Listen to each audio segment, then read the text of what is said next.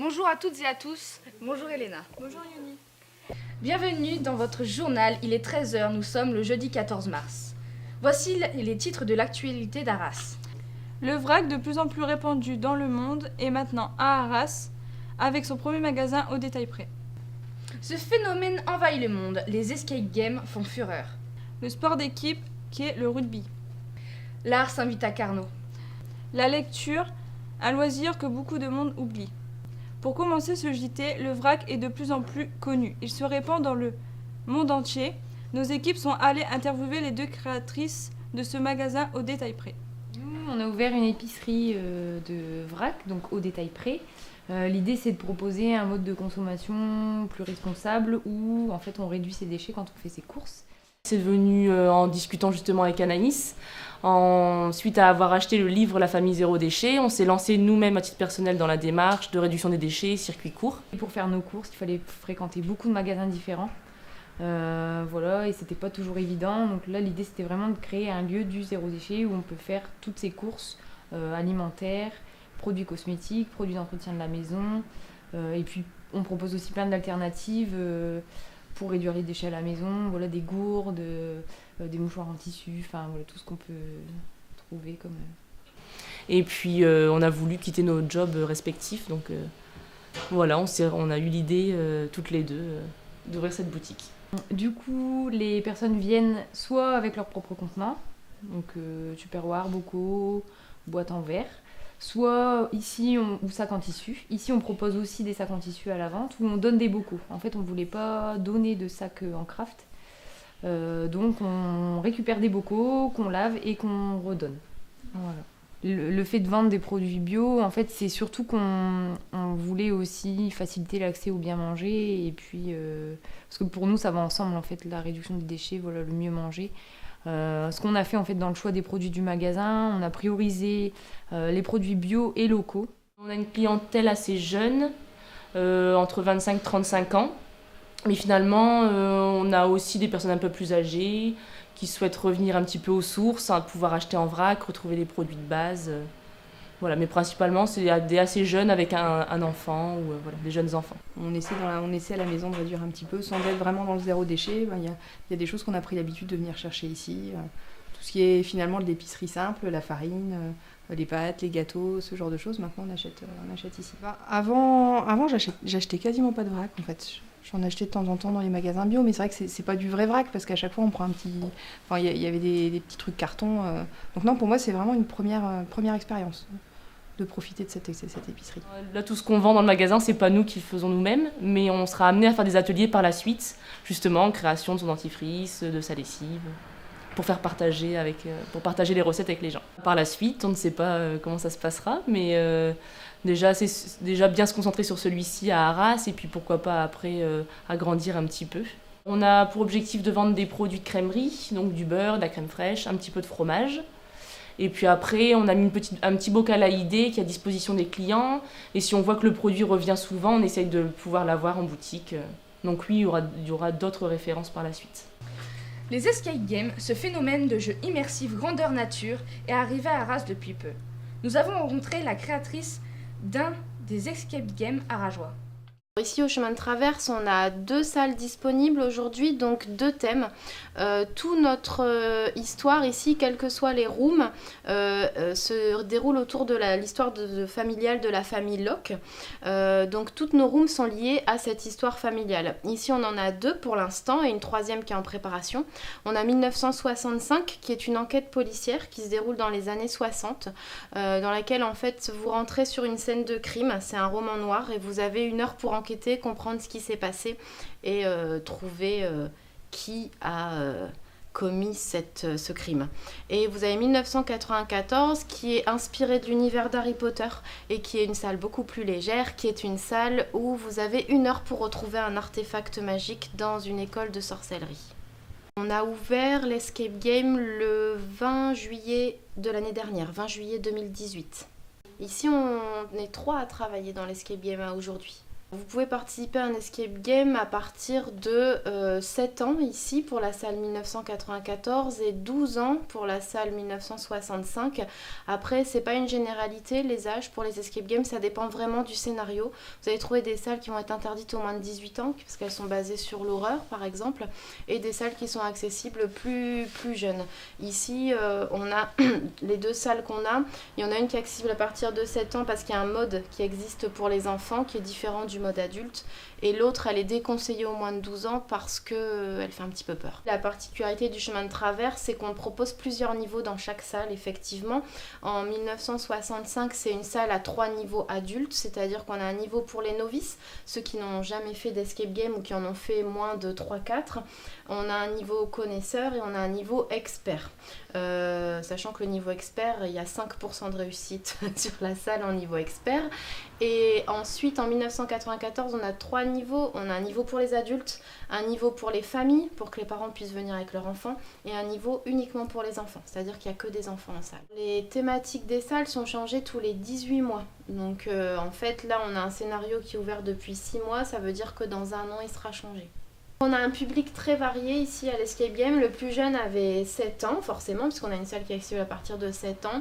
Et la plus âgée que j'ai eue avait 82 ans. Et c'est elle qui a réservé et qui a emmené ses enfants et ses petits-enfants.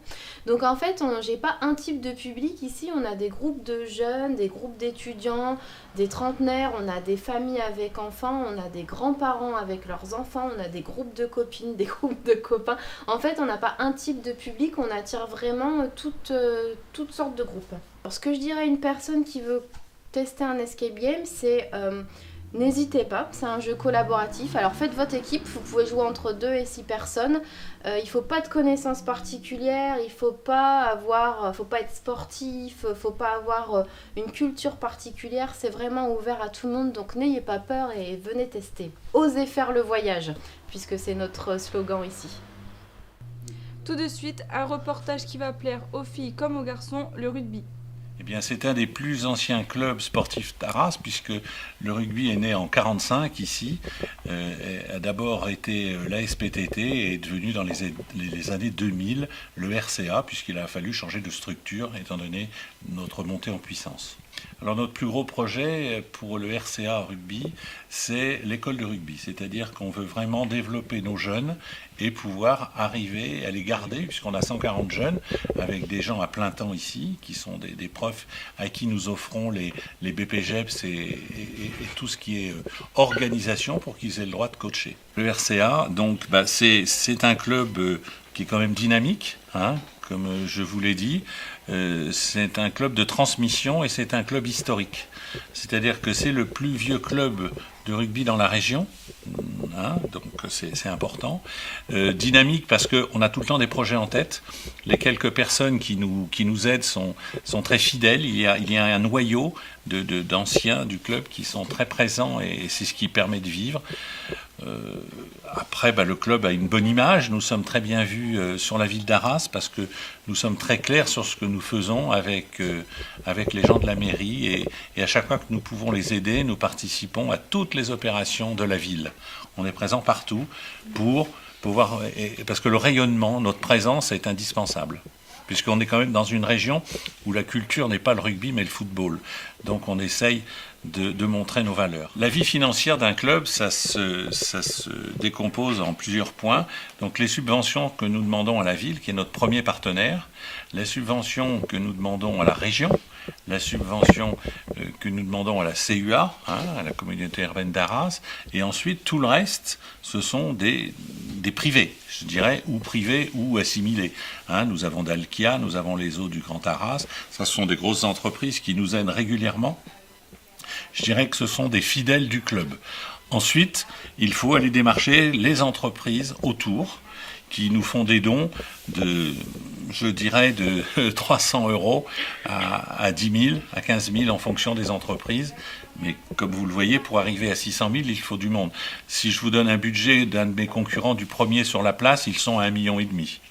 Donc on est loin, on ne peut pas rivaliser. Parce que même si nous sommes amateurs, sachez qu'il faut payer les gens. Amateurisme ne veut pas dire du tout argent. À savoir qu'il y a des primes de match qui sont données. Il faut motiver les gens à venir, puisque ce ne sont pas des professionnels, mais il faut quand même un petit peu les défrayer. Les gens qui viennent s'entraîner, c'est gratuit, leur parcours. Donc nous avons instauré ici un remboursement de frais kilométriques pour que les gens soient motivés à venir. Parce qu'à un moment, même pour l'amour du sport, si un garçon dépense 200-300 € par mois, tout le monde n'a pas des situations où ils peuvent le faire, donc nous devons les rembourser. Ce qui motive aussi les gens, puisque je vous dis, comme je vous l'ai dit, on met des primes, on essaye de motiver tout le monde à rester au club. Et il y a des clubs, j'ai 2-3 joueurs professionnels qui ont un budget, qui ont une voiture, qui ont un logement, où nous participons grandement pour les aider, puisque ce sont des joueurs étrangers. Une originalité du lycée Carnot, l'accueil d'une association d'art en résidence. En fait, chaque année, en Hippocagne, donc en prépa littéraire, en spé art, on a un artiste qui vient en résidence dans l'établissement et qui crée un projet donc, au musée des Beaux-Arts d'Arras et aussi dans l'enceinte du lycée avec les élèves. Et en fait, l'association de l'être-lieu, c'est une association qui a été créée pour qu'on puisse récolter des fonds et payer l'artiste pendant qu'il est en résidence pour aussi avoir des fonds pour avoir du matériel pour créer des projets. Donc en fait, là, il y a une structure dans l'espace Bizet du lycée Carnot qui est en fait, la structure en métal en fait était utilisée pour une ancienne œuvre qui est exposée au Palais de Tokyo à Paris. Et là en fait, elle est employée avec des poufs et un peu, enfin chacun fait un peu son projet dessus. Mais en fait, c'est fait pour être un espace de rencontre et de là où des gens doivent en fait passer et laisser une marque de leur passage et discuter, se rencontrer. Et c'est un espace qui est fait pour être ouvert et amener des gens à y circuler. Et les œuvres à l'intérieur ont chacune un peu leur signification, enfin propre à la personne qui l'a faite, mais parfois elle se lit et voilà. Le vernissage c'est la semaine prochaine, le 20 mars.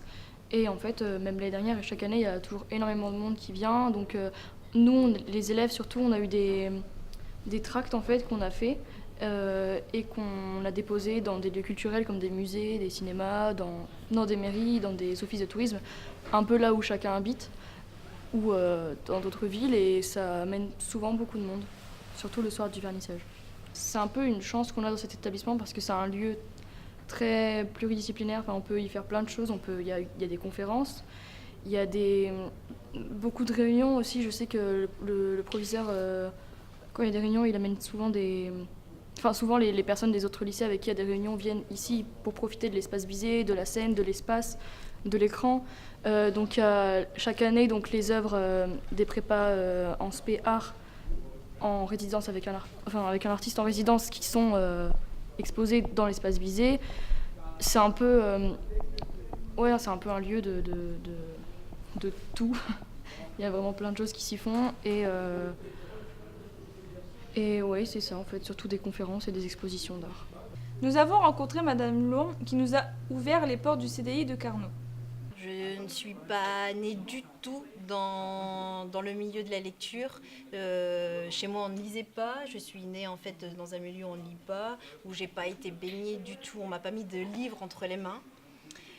J'ai découvert la lecture sur le tard, grâce à des enseignants, grâce à des gens que j'ai rencontrés qui m'ont fait la lecture à voix haute. Et la lecture à voix haute, pour moi, c'est devenu en fait quelque chose de magique. Là, je me suis dit, mais c'est quelque chose que je connais pas, il faudrait à tout prix que je m'y penche. Et voilà, je suis tombée amoureuse des mots.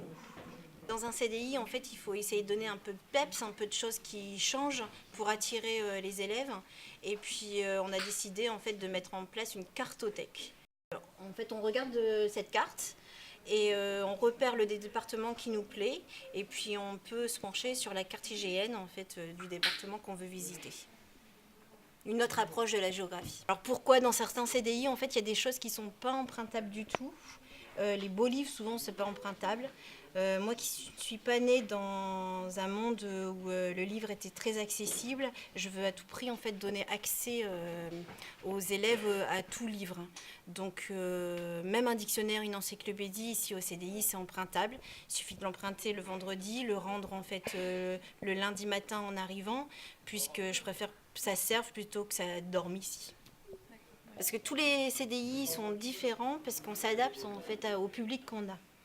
Donc, si par exemple vous voyez des livres sur l'écologie, c'est parce que j'ai des filières en fait STI 2D, développement durable. Donc, j'achète en fait des livres en fonction de leur programme.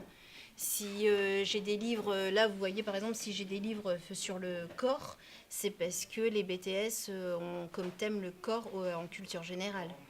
Donc, c'est soit en rapport avec les programmes, soit en rapport tout simplement un élève qui me dit j'aimerais me renseigner sur ça pour mon plaisir, et ben on peut acheter. Alors on a un budget, il est assez limité, mais on peut essayer de s'intéresser en fait à ce que les élèves nous demandent.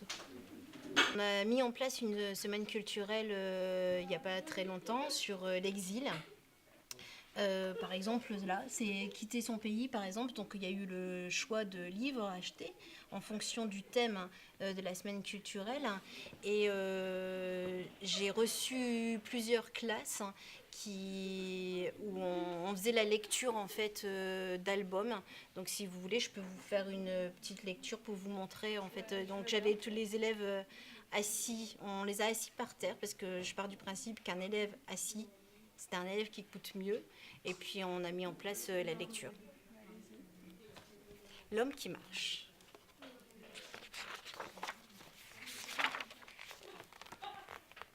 Des jours durant, ils avaient marché le dos courbé, les pieds meurtris par le sable brûlant et les champs de rocailles balayés par les vents. Des jours sans eau, des jours sans pain. À fuir, main dans la main. Alors ça, c'est un album. Alors le fait de lire, comme ça, ça permet en fait, en mettant des blancs, on capte l'attention de l'élève. Et capter l'attention de l'élève et transmettre l'amour du mot, comme ça, si on a réussi ça, alors j'espère, alors peut-être sur un ou deux, tant pis, c'est quand même un ou deux, et j'espère avoir passé en fait cet amour-là. Merci à toutes et à tous d'avoir regardé ce journal présenté par la première MG2 du lycée Carnot. Nous espérons que ce JT vous a plu. À la prochaine.